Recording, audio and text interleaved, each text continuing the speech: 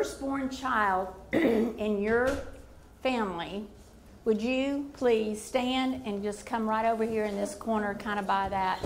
You don't have to bring anything with you. You're going to go back. If your firstborn child, firstborn naturally in your family. Okay. Okay. If you are a middleborn child, will you come in this corner right over here, middleborn child? That's where you're not the first and you're not the last. And if you are the last born, the baby child, will y'all gather around Krista and Jimmy back there? Now, I would like for you to circle up and think of a descriptive word that you think people would describe you as. Just one word that you would say, someone knowing my personality would say this about me. So circle up so you can hear each other and just go around the circle and share one word. This should only take us about a minute. He's already being obvious. Right, bless your heart. All right, go. Go around the circle.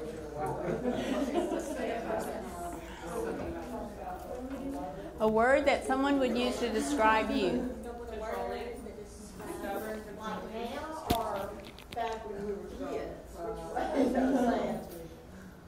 Whichever. Just pick one. Yeah, whichever.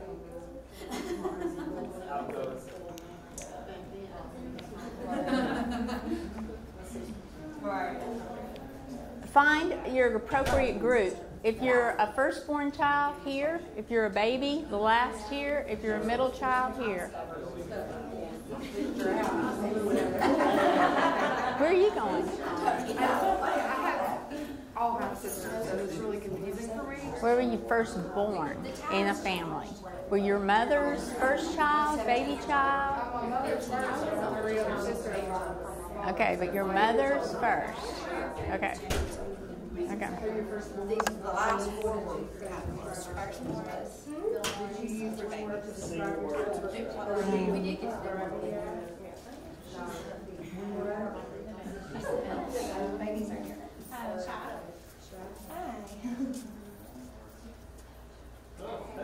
Looking at you. First one word to describe yourself.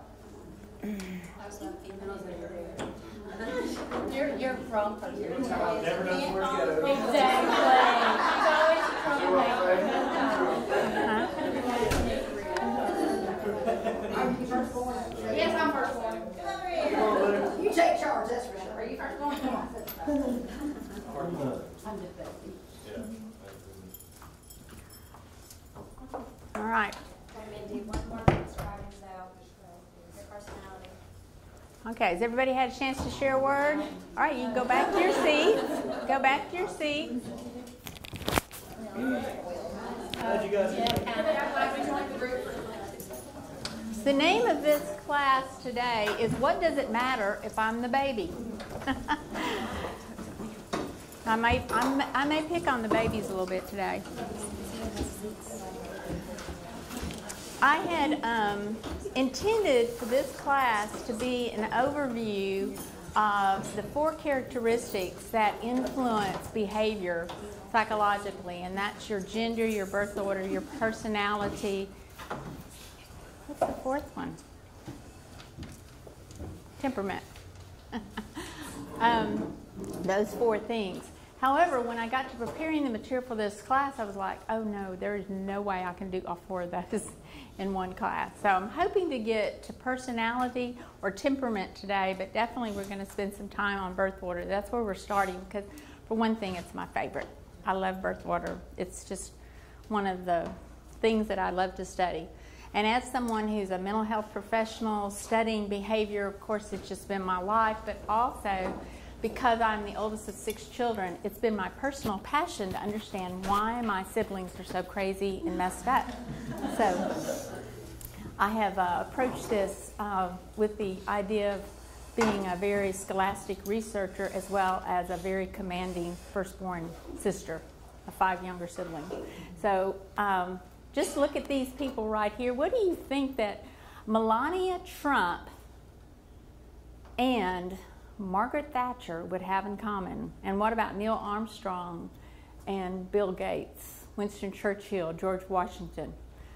You probably guessed, because I've introduced this class already, all of these famous people are firstborns, including yours truly, your teacher. Definitely can't live up to the achievements that they have, but firstborn children tend to be the highest achievers in all of society, always have been, and the history shows that to be true.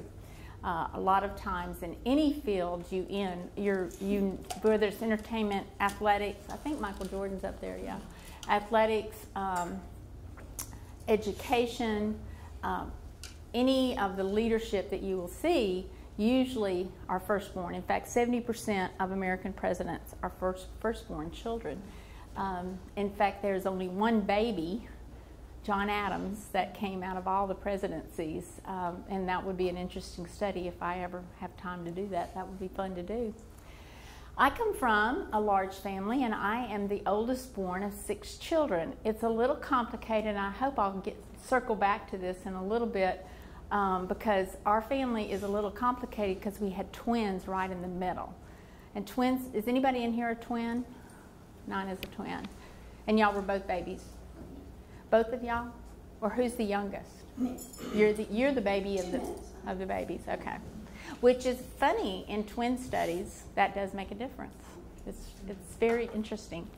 But I have 5 siblings.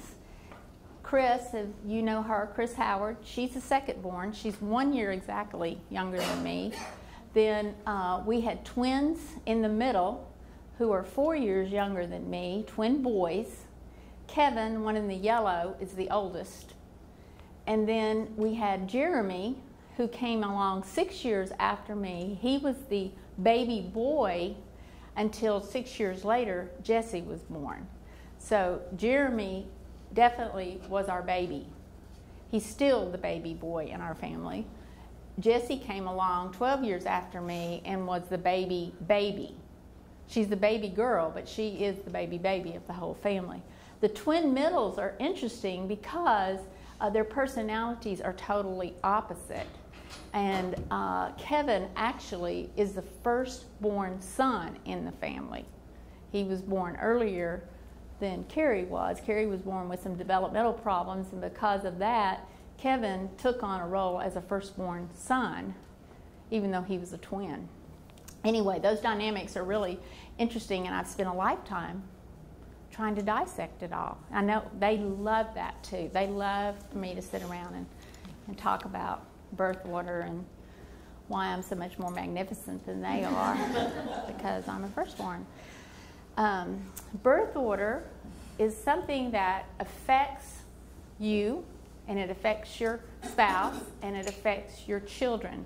So I'm talking about this today to you in this gospel-centered parenting class because one of the things that I think is really important are some scriptures that we have on parenting that I think help us today and I'll talk about this in a second, in the 21st century to deal with children differently than perhaps our own parents, definitely different than our grandparents and great-grandparents dealt with their children. This scripture is really powerful from Proverbs 6. My son, keep your father's command and do not forsake your mother's teaching. I'm assuming all of you will go home and get on Pinterest or Etsy, and you will get this sign made in the largest letters possible and post this somewhere your children can see it. This is a scripture. My son, do not forsake your mother's teaching. Keep your father's command. See, now all you have to do from now on, and they argue with you, just go, God said it. You know, it's not you. God said it. Bind them always on your heart. Fasten them around your neck. When you walk, they will guide you. When you sleep, they will watch over you. When you wake, they will speak to you. For this command is a lamp. This teaching is a light. And correction and instruction are the way to life. We have a big job to do, parents. God has put us as the guide and the lamp to our children's lives. This is a huge thing. And this next scripture, which all of us know, I mean, this, if I were to ask you what parenting scripture do you know, it would be Proverbs 22:6. You know, bring up a child, start a child, train up a child. This particular version says, start children off on the way they should go, and even when they're old, they will not turn from it. This particular scripture has been used and misused over and over again for decades, talking about parenting. I personally believe the wording of this in the way that they should go actually has to do with your child's bent, the way that God has shaped them to approach approaching their behavior, approaching their worldview of things, because personality, their gender, their temperament, and their birth order have a lot to do with the way your child could go. Now, I've asked you this before, but I just want to say this to you again. Do any of you that have more than one child have children that are just exactly alike in all of those four things? Now, does it seem a little bit more complicated than it needs to be, that God could at least put kids in our families that we can parent the same? So the way that you parented your son, you can parent your daughter, and wow, God, that would just be awesome. Or the way that you parent your baby, if you parent your firstborn that way too, they'll all just live that way the rest of their lives. But for some reason, God making us in His own image, He thought it was best for us and best for all people if we were all so different, including a house full of children. In our house with 6 children, none of us are exactly alike. We have 3 girls and 3 boys, so there was siblings that were gender different. We also have very, very different personalities. We also have very different temperaments, and obviously, as I pointed out, our birth order is different.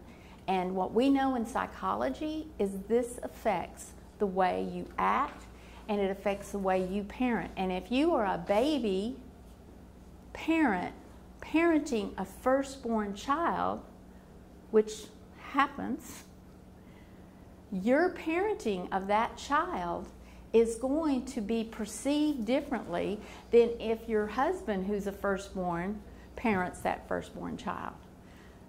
There is a reason that sometimes parenting can be one of the most stressful things in your life. It's not just the way your children parent, it's the way the two of you parent together, because you view things differently if you grow up as the baby in the family or you grow up as a firstborn.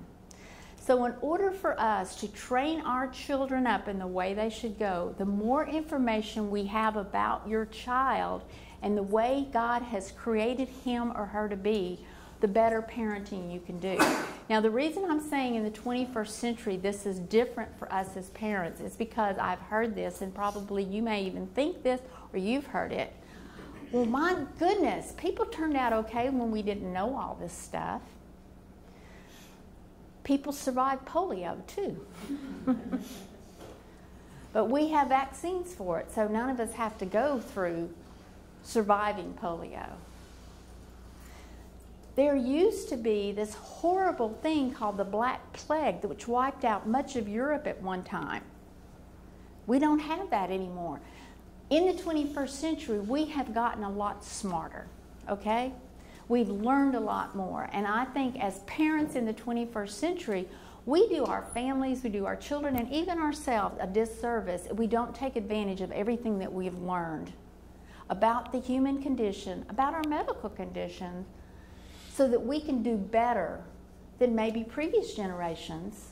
But at least if we don't do it better than they did, because it may be they've done great in the past, we will do appropriately for our child today with what's available. Does that make sense?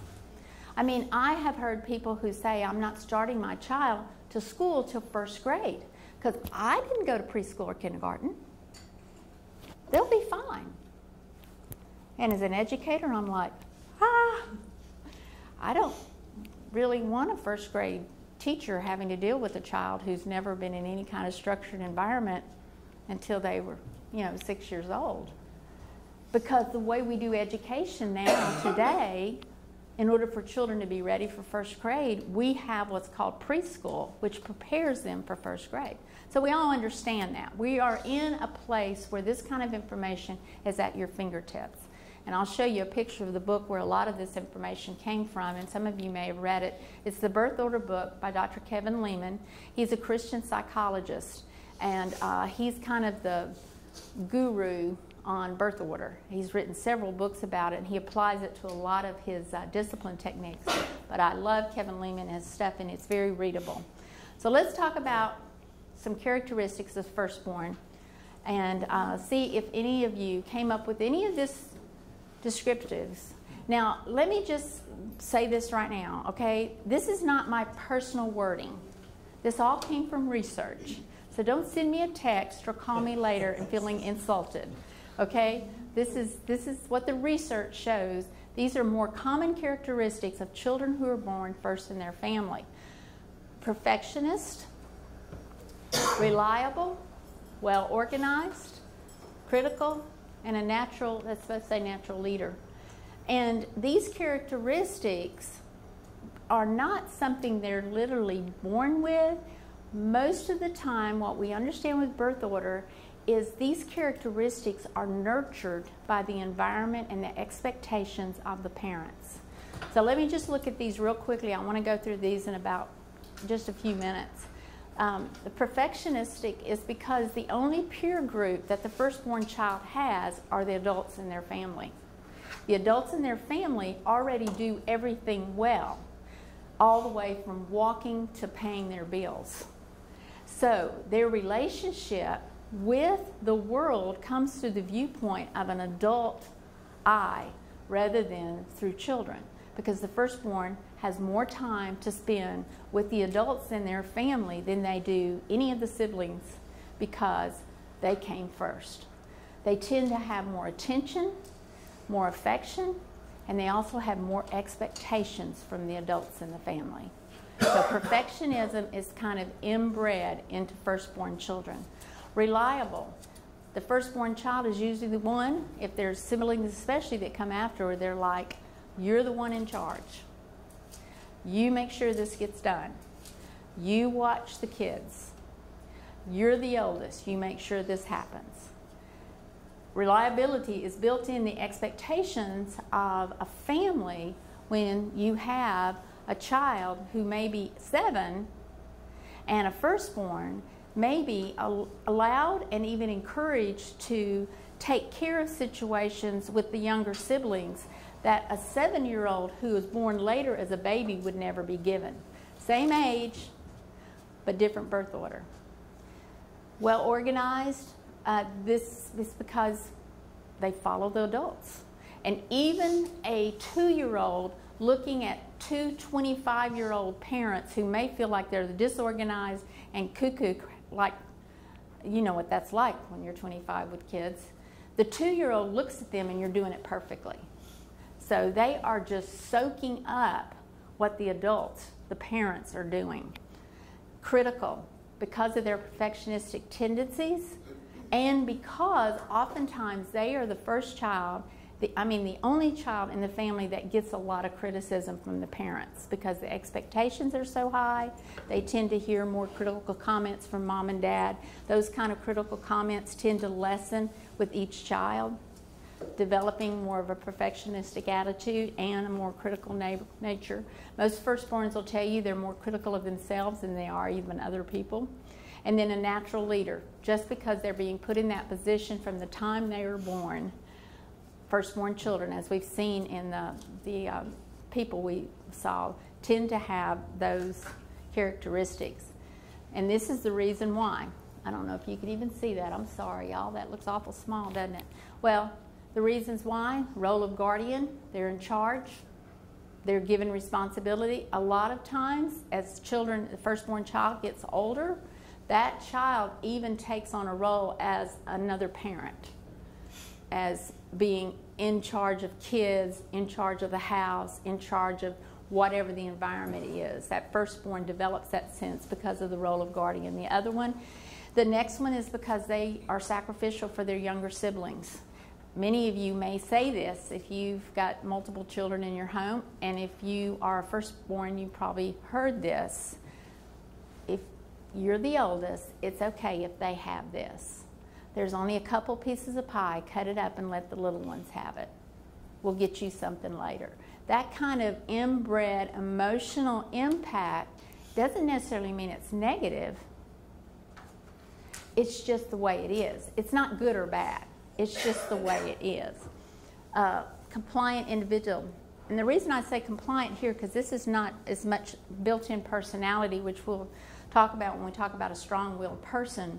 This has more to do with compliance with authority because I want to do it right. So if this is what the older people are telling me, or this is what's the right thing to do here in this situation, then I'm going to follow that order. And then achieves more individually. They tend to have more expectations put on them, and because of that, their achievement level is usually the strongest and the highest. I'm sorry, I've got something in my lip. Okay, so there we go, firstborn. Now, any of the firstborns in here, when you were in your group, did any of these characteristics come up as a description? You did? Okay. All right. Just breathe. It's okay. The rest of the world's messed up. We're not. One thing I did notice about watching your group, you grouped yourselves very typical of your birth order personalities too, because the firstborns did exactly what I told them. They circled up and they started sharing almost immediately, and they were through. And when they get through, they're still circled up. The middle children line up in a straight row and look out to watch to see what everybody else is doing, because I do not want to mess this up, and I don't want to ask each other because they don't know either. They're middle kids. And then the babies are over here taking about 5 minutes to even get together because there's no leader over here at all. And I'm being facetious, but that really is what happened. So, am I out of order? Yeah, we're still like Middle children. Okay, let's talk about those sweet middle children. Middle children, they're between the first and the last. So you may be like my sister Chris, who's just 1 year younger than me, but because she wasn't the firstborn, and she definitely was not the baby, she took on the characteristics of a middle child. And these are the characteristics of middle children, which is also my son Jake, which y'all have heard me speak of him. And I thought they were going to come to class today. They're at my house. And He was coming in. huh? That they were going in. They were? Well, I told him I was going to talk about him, so that's probably why. Characteristics: compromising. They're negotiators, want to keep peace. Diplomatic. These middle children tend to be the ones who kind of weigh all sides and listen to everything before they really make a decision what to do, which is one reason that they're called secretive, because that means sometimes you won't really know what they really think or feel because they have to wait to see what the temperature is in the situation before they speak. They're loyal to their peers. Loyalty, friendships, relationships are very high priority for middle children, and they're people pleasers.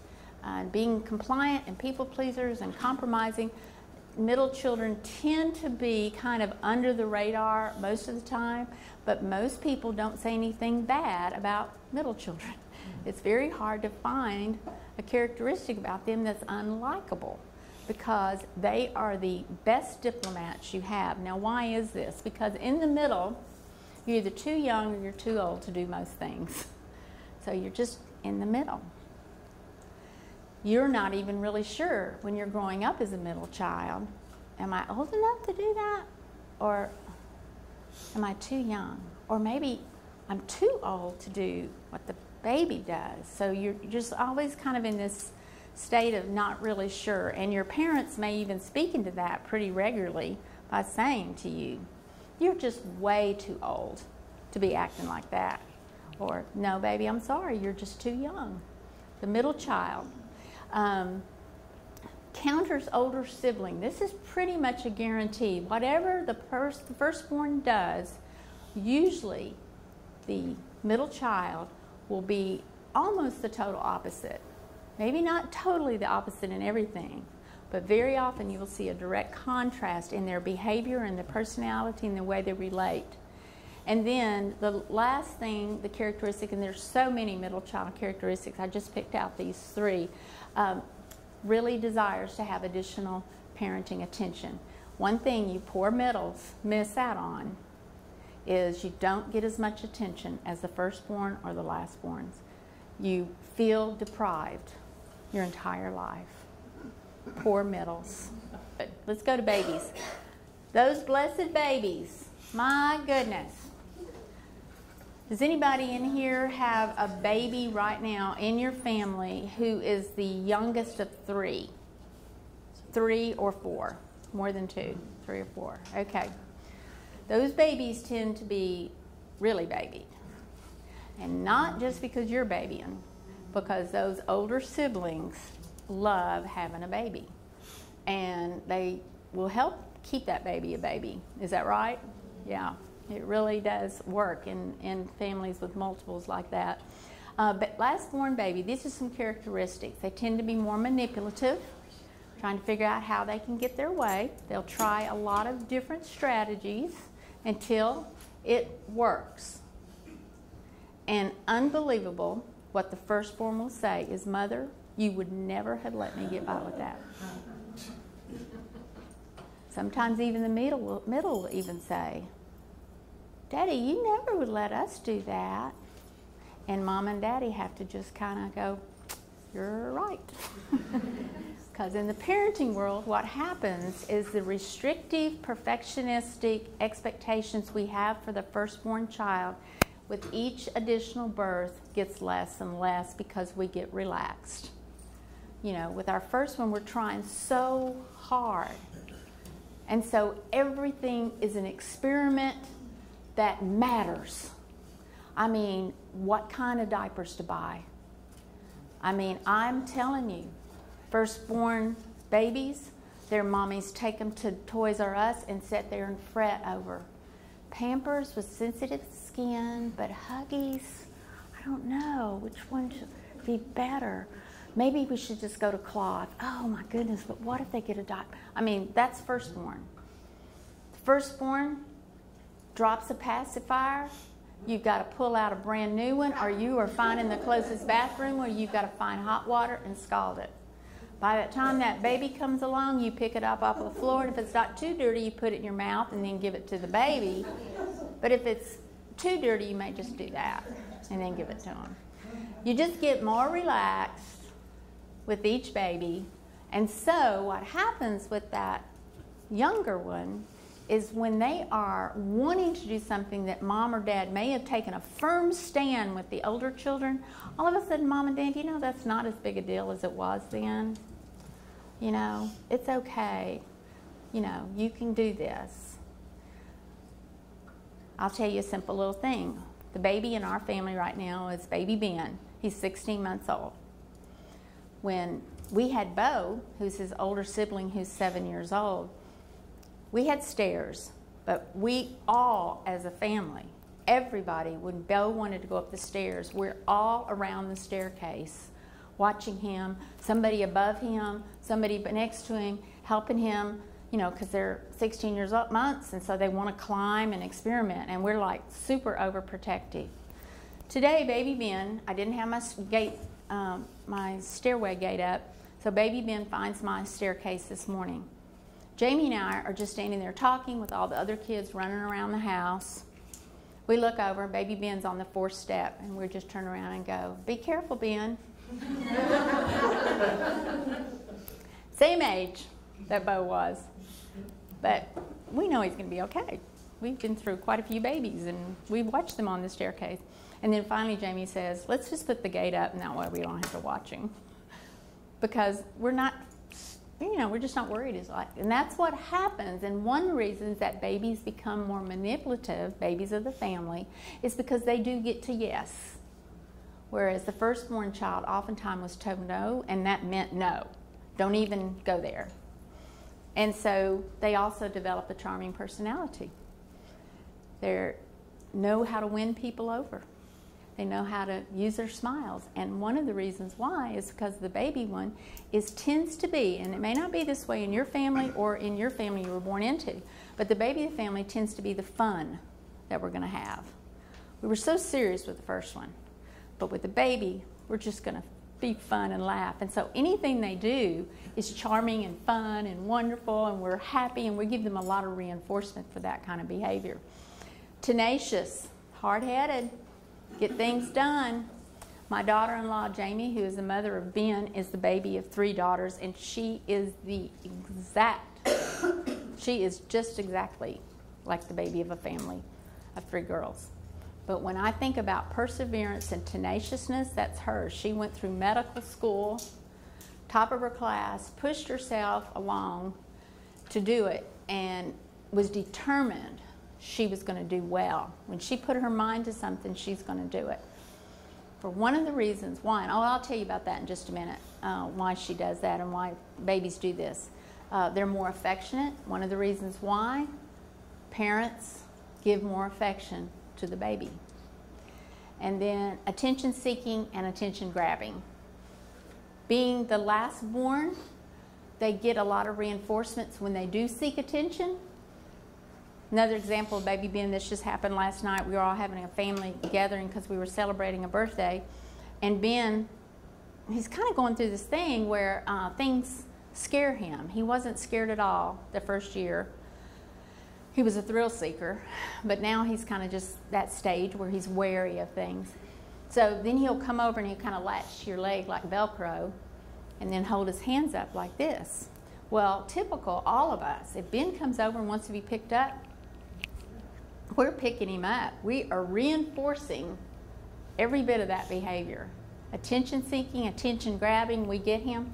So Jamie, who also is a baby and understands this so well, she said, okay, this is what I'm going to start doing when he does that. When he comes over, I'm going to hold his hands, but I'm not going to pick him up. Well, that did last for about 5 minutes, so. Let's see the reasons why babies are like that. For one thing, they're pampered by the family. They are the baby. They're very loved, very cared for. They're just the baby. And we enjoy having that experience when the last born comes along. I'm not sure, talking to your mom, how enjoyable baby twins were, but I have a feeling y'all were cared for and pampered and baby. It just...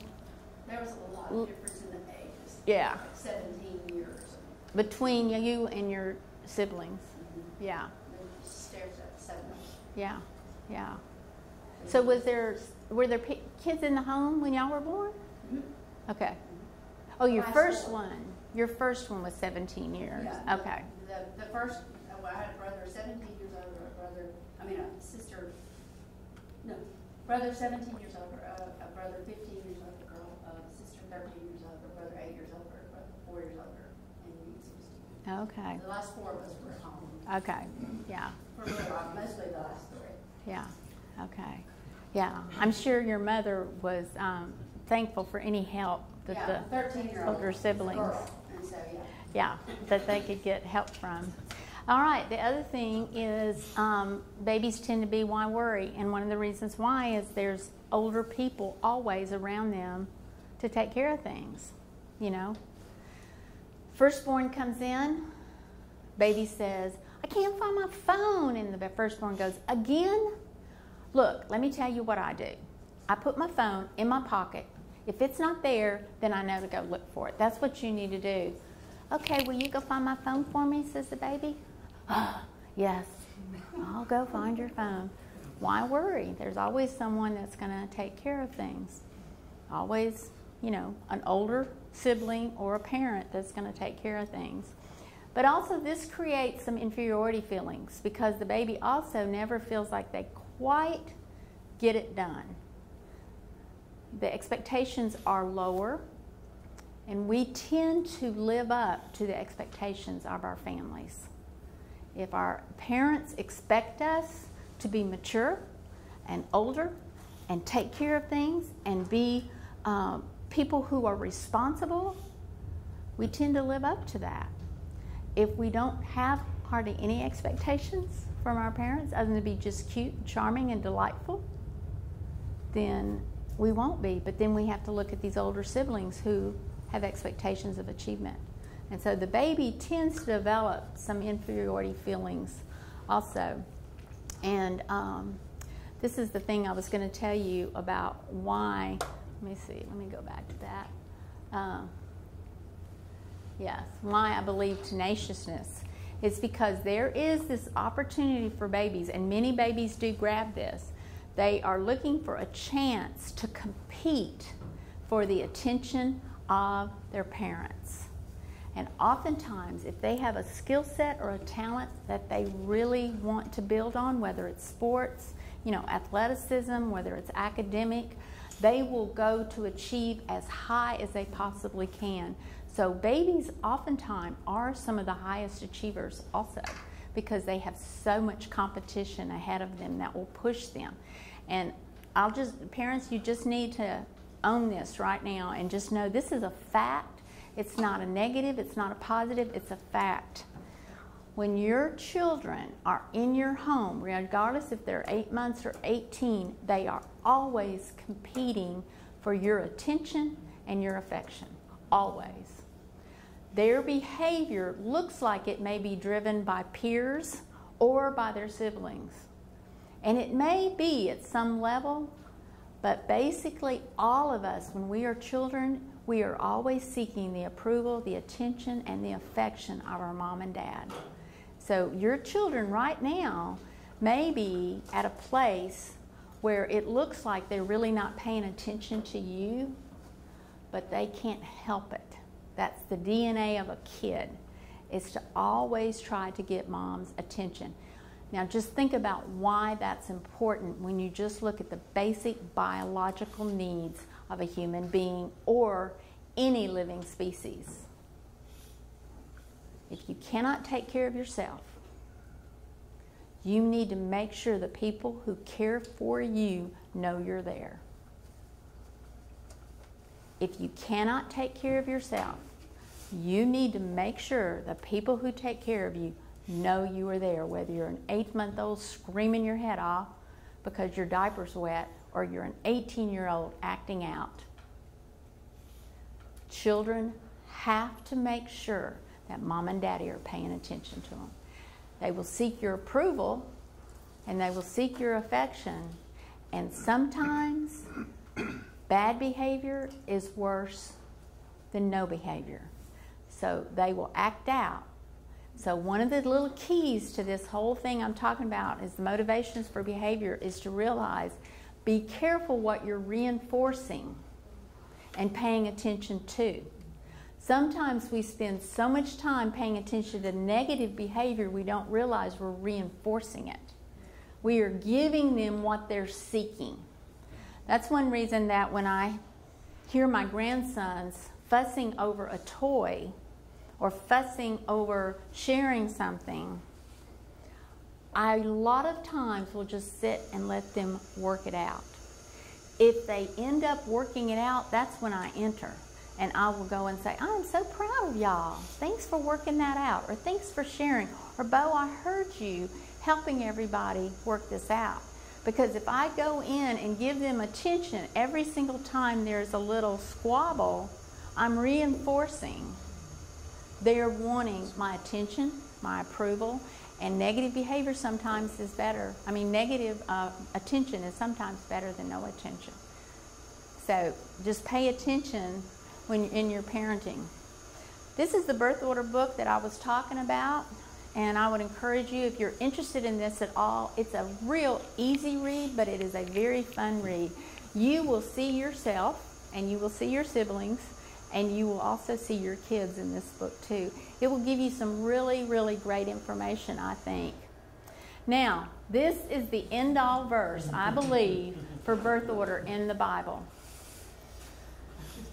But, many who are first will be last, and the last will be first. So, babies, you will triumph eventually. Y'all, next week we're going to talk about personality and temperament, and also talk about some of the scriptural heroes of the Bible, like Peter and James and John, and even Samson, whose personality really played a big part in their raising. Y'all have a great week. Thanks for being here.